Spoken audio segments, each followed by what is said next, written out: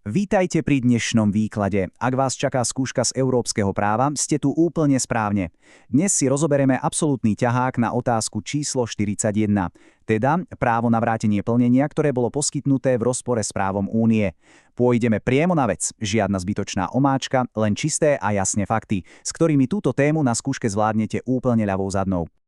Náš dnešný plán je úplne jasný. Prejdeme si 5 kľúčových bodov. Najprv podstatu práva na vrátenie, potom jeho účinnosť a právny základ, následne sa pozrieme na vnútroštátne pravidlá a limity, nevynecháme výnimku, ktorou je bezdôvodné obohatenie a nakoniec si to celé zhrnieme priamo pre potreby skúšti. Poďme rovno na prvú časť. Aká je vlastne podstata tohto práva na vrátenie? Predstavte si úplne bežnú, reálnu situáciu. Čo sa stane, ak štát od niekoho zinkasuje peniaze, či už ide o nejakú daň, clo alebo poplatok, ale urobí to v priamom rozpore s európskym právom. Toto je presne ten moment, kde by mali zbystriť pozornosť všetci skúšajúci. Právo Únie totiž chráni jednotlivcov, ale aj firmy presne pred takýmto nezákonným postupom štátu. A pravidlo, ktoré si k tomuto musíte zapamätať, je vlastne úplne jednoduché. Ak štát vyberie peniaze v rozpore s právom EÚ, jednoducho si ich nemôže nechať. Hotovo. Ak na ten poplatok alebo daň nebol právny základ, máte v zásade právo pýtať si svoje peniaze späť.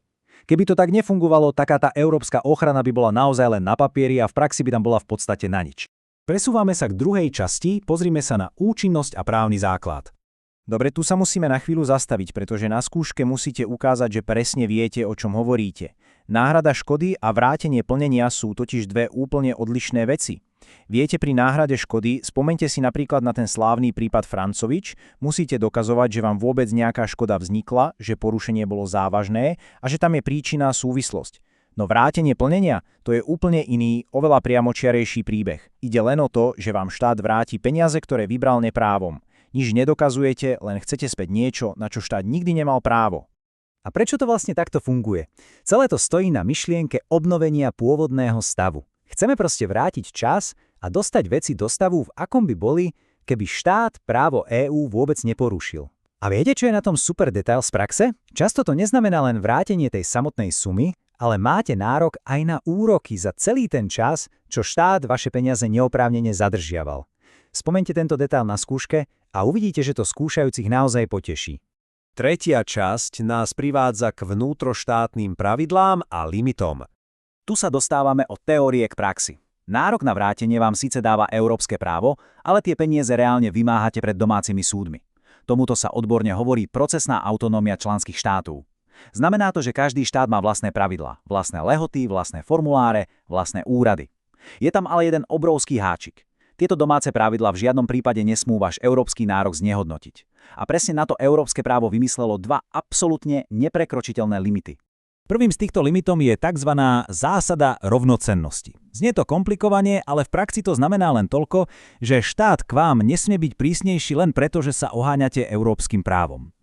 Ak by napríklad na vrátenie peňazí z nejakého čisto domáceho omylu bola vo vašom štáte 3-ročná lehota, no na vrátenie peňazí kvôli porušeniu práva EÚ by vám zákon dal len pol roka, tak to ani náhodou. To by bolo ukážkové porušenie zásady rovnocennosti.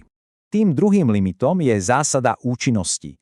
Zjednodušene povedané, domáce byrokratické pravidlá, rôzne lehoty alebo požiadavky na dôkazy nesmú byť nastavené tak extrémne prísne, že sa k svojim peniazom v realite aj tak nikdy nedostanete. Ochrana, ktorú vám európske právo poskytuje, nesmie byť iba fiktívna, musí reálne fungovať.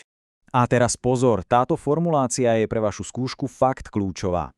Priamo súdny dvor vo svojom rozhodnutí jasne povedal, že domáce pravidlá nesmú výkon práv, a teraz citujem, prakticky znemožniť alebo nadmerne sťažiť. Presne o to slovné spojenie si zakrúžkujte, podčiarkujte a zapamätajte.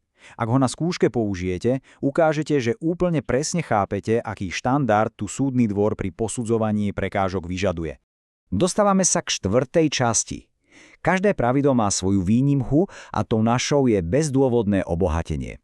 Ak chcete ukázať, že problematike naozaj rozumiete do hĺbky, túto výnimku musíte spomenúť. Je to klasická situácia zo slávneho prípadu Komátep. Predstavte si, že nejaký podnikateľ síce zaplatí štátu nezákonnú daň, ale je šikovný a celú túto sumu tichučko schová do konečnej ceny pre svojich zákazníkov. Kto tu reálne prišiel o peniaze? Podnikateľ nie, zaplatil to predsa bežný spotrebiteľ.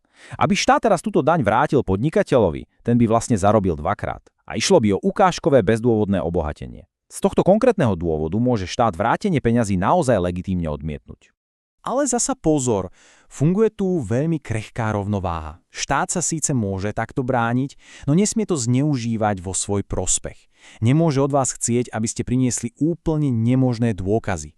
Napríklad, ak by štát povedal, že uznáme vám to len vtedy, ak prinesiete od každého jedného zákazníka písomné potvrdenie, že tú daň v cene nezaplatil, tak to by už porušilo zásadu účinnosti. Štát jednoducho nesmie to vrátenie peňazí nadmerne a umelo sťažovať. Tak a blížime sa do finále. 5. časť, ideme si to pekne zhrnúť na skúšku. Toto je ten moment, kedy sa všetko spája do jedného celku. Postavte svoju odpoveď na týchto 5 základných pilieroch. Poprvé, ak štát vyberie peniaze v rozpore s právom Únie, automaticky vám vzniká právo žiadať ich späť. Po druhé, reálne to riešite cez domáce procesné pravidlá. Po tretie a štvrté, tieto domáce pravidlá musia bezpodmienečne rešpektovať zásadu rovnocennosti a zásadu účinnosti. To znamená žiadne neprekonateľné prekážky.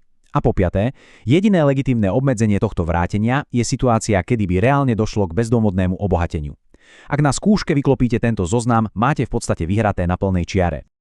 A skončíme jednou provokatívnou myšlienkou, na ktorou sa naozaj oplatí zamyslieť.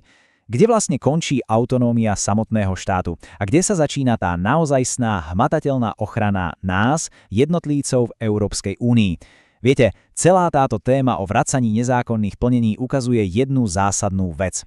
Nám predsa z hľadiska spravodlivosti nestačí, že nejaký súd len sucho skonštatuje, áno, štát porušil právo. My chceme veci napraviť. Právo EÚ nám tu dáva silný nástroj na to, aby štát nemohol neférovo profitovať zo svojich vlastných chýb na úkor európskych predpisov. A o tom to celé je. Toľko k dnešnému výkladu, ďakujem, že ste tu boli a držím vám palce na skúške.